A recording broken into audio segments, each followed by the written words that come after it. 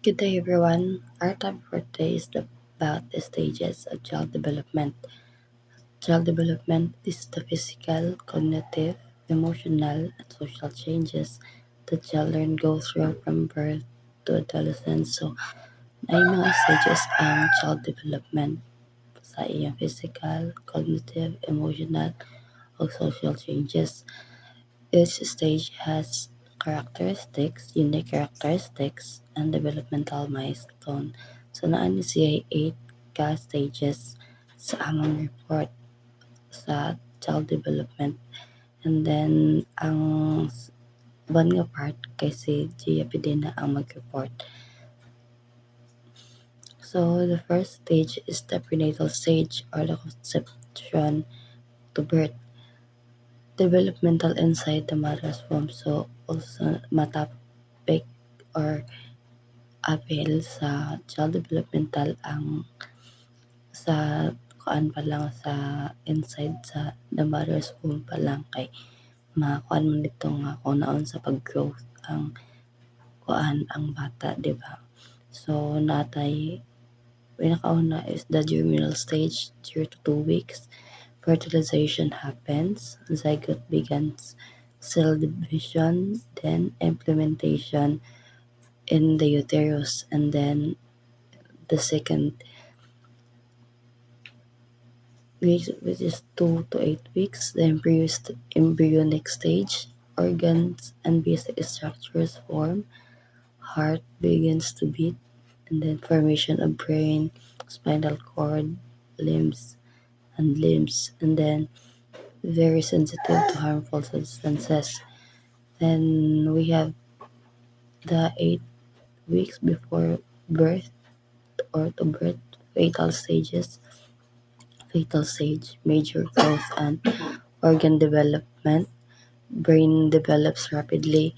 Baby moves, kicks, respond to sound. Body mature for survival outside the womb. So, mabantayan din natin, di ba? Mostly sa mga pregnant mother or sa mga pregnant people nga ang mga bata jud nga kanang hapit na gali or kanang develop na gali siya kayo dako na siya mga pila na siya ka weeks, maybe 30 plus kay 40 weeks man ang kuan ang pagburos, di ba 9 months man.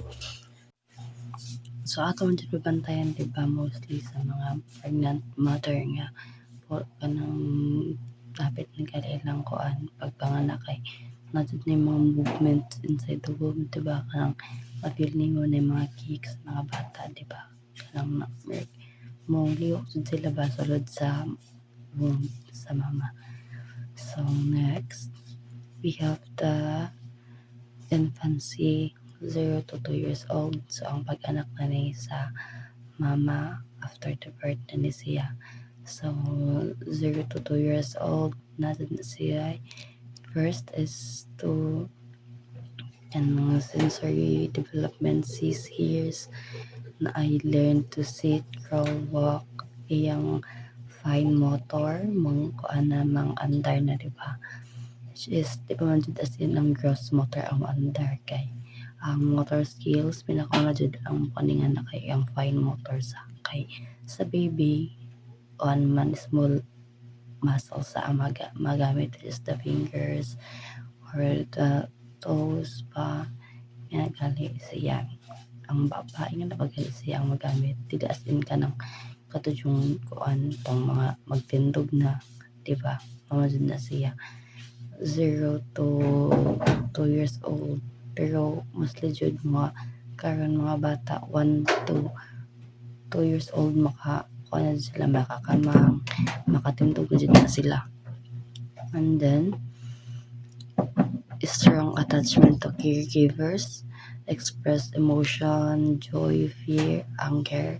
So makuan sila, di ba, makabantay pa sa mga bata kay mahilak na, makatawa na inside sa 0 to 2 years old. Enjoys simple play, interacts through smiling and babbling. So di ba na dyan na yung mga movements sa bata nga 0 to 2 years old, mostly jud sa mga Philippines sa months 9 months ata, or anak before sila mag 1 year old na sila mga ma-express gali ilang mga kuan, kay murag mostly sa mga bataon kada na sila maka-understand gali or makasabot sa kuan, maka-develop sa ilang utak gali, mostly lang sa mga bata nga labantayin ako, di ba? Kaya makabantay din natin mostly natin mga mangkod, di ba, or mga pagumangkod nga mga 1 year pa lang kapin makatindog na, makakamang-kamang na, di ba? So next we have the early childhood, which is 2 to 6 years old. Improve coordination, running, jumping, nandiyan na siya, di ba? Better hand controls, drawing, shape, holding crayons. Mostly sa mga bata, ano kayo mga interested o colors, di ba? Kailangan sila magandang mga colors, ang mga pag-umangkon na kayo, mag-sweet-sweet din sila sa dingding, basta kailangan makauna na sila nga, kanang na sila kitay control pa. Mag-drawing dito sila kay curious, kali sila, may nganing. And then, learning basic concepts, colors, numbers, of shapes, so na sa bata, ilang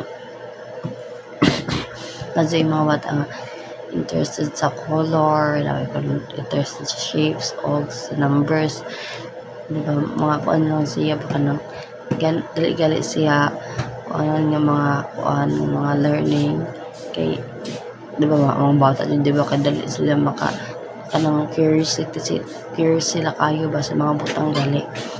And then natay ask me ni why question, kay lagi kanang curious lagi sila. And then shows emotions like pride, frustration, jealousy. So sa pagkadako sa bata, kung sa kuan 0 to 2 years old, mga happiness or anger, sadness lang ilang ma-express. There sa pag-develop na nila sa 2 to 6 years old, sa early childhood, na siya yung mga pride or frustration, jealousy nga ipa-express nila sa ilang kuan gali, sa ilang kaugalingon na sila may nga expression. And then last is learn simple rules and routines. So sa kuan po mga bata, kay mga kuan na sila, maka-adapt kay sila mga simple rules and routines, kintay kanang press ato mga Pilipino kanang lang kadauli or kadalakaw nimo maglis ka. So kada dali na siya ma-adapt sa mga bata, kay simple routine lang na siya or rules. And then we have the middle childhood, which is in 6 to 12 years old. Improve motor skills, can join sports and physical games, understand rules, time, and responsibility, better memory and attention span, builds stable friendships. So sa kwan pa lang, sa improvement pa lang sa motor skills, nag-start din na siya sa kuan, diba, gumagamit ani ang gross motor skills dito pa lang sa sa early childhood, kay kuan naman siya dito, mga hyper nagali ang mga bata dito pa lang.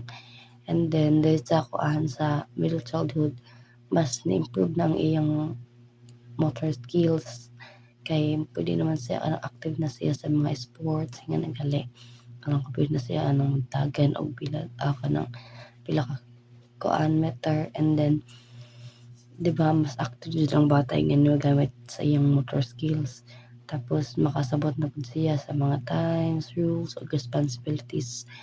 Tapos kanang dali pud siya makatuon, di ba, kay naa si better memory and attention span.